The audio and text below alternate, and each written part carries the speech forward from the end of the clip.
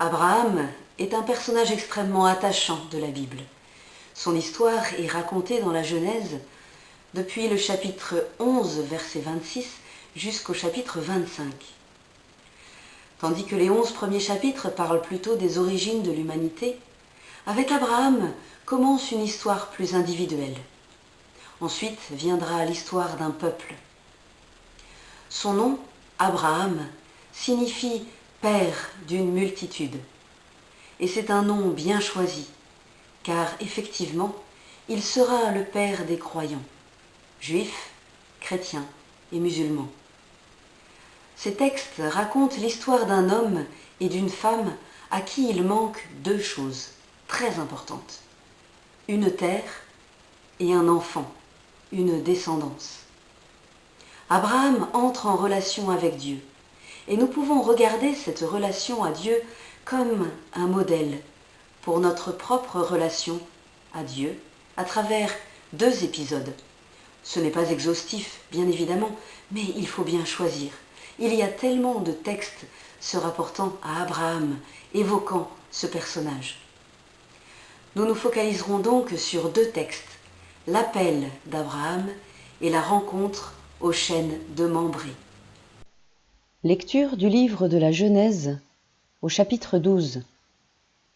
Le Seigneur dit à Abram : « Quitte ton pays, ta parenté et la maison de ton père, et va vers le pays que je te montrerai.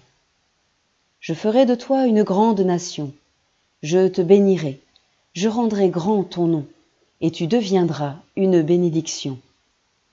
Je bénirai ceux qui te béniront, celui qui te maudira, je le réprouverai. En toi seront bénies toutes les familles de la terre. »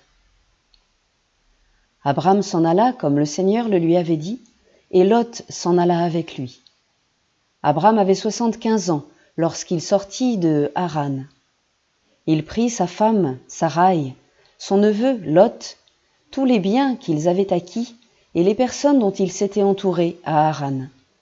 Ils se mirent en route pour Canaan, et ils arrivèrent dans ce pays. Abram traversa le pays jusqu'au lieu nommé Sichem, au chêne de Morée. Les Cananéens étaient alors dans le pays. Le Seigneur apparut à Abram et lui dit : « À ta descendance je donnerai ce pays. » Et là, Abram bâtit un autel au Seigneur qui lui était apparu. La première rencontre de Dieu et d'Abraham se passe alors qu'Abraham est toujours dans la maison de son père, Téra, à la fin du chapitre 11. Dieu parle, il s'adresse à Abraham. Tel est le propre d'une relation, telle est la base d'une relation, un échange, un dialogue. Pourtant, c'est curieux, Dieu lui parle, mais il ne l'appelle pas par son nom.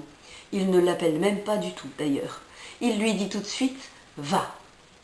Littéralement, en hébreu, cela se traduit par « va vers toi-même, va à toi-même, depuis ta terre et ta famille et la maison de ton père, vers la terre que je te ferai voir ». C'est un impératif, un ordre. Lorsque Dieu appelle, quel est son appel ? Lorsqu'il nous demande de faire quelque chose, est-ce que c'est quelque chose qui est à l'opposé de nous ? Est-ce qu'il nous demande d'être quelqu'un que nous ne sommes pas ? Non. Lorsque Dieu appelle, son appel c'est d'aller vers nous-mêmes. La terre promise, c'est en nous qu'elle est. C'est dans notre cœur. Va vers toi-même et tu me trouveras au fond de ton cœur, dans ta vie, dans les événements de ta vie, dans les joies comme dans les souffrances. Voilà pour moi la grande leçon de ce texte. Ensuite, Dieu poursuit avec la promesse « Je ferai de toi une grande nation et je te bénirai ». Et il décline cela sur 2 versets. L'important, ce sur quoi Dieu insiste, c'est la promesse et la bénédiction. L'appel, l'ordre donné, ce n'est pas pour le plaisir de donner un ordre, c'est en vue d'une bénédiction et d'une promesse. La racine hébraïque de « bénir » ou « bénédiction » est présente à 5 reprises dans ces 2 versets. Voilà donc le cœur de ce texte, la bénédiction. Je te bénirai, sois une bénédiction. Ensuite, je bénirai ceux qui te béniront. En toi seront bénies toutes les familles de la terre. Dans cette déclinaison de bénédiction peut être notée comme une progression.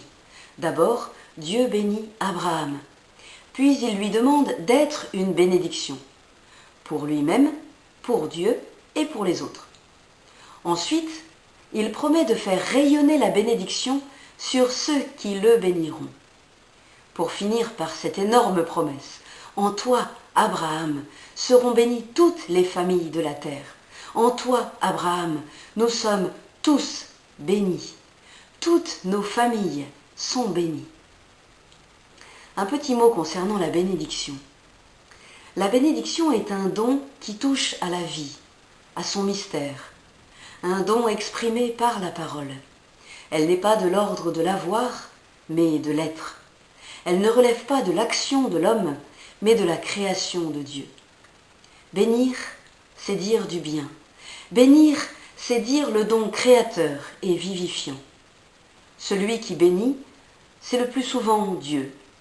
Et sa bénédiction fait toujours jaillir la vie.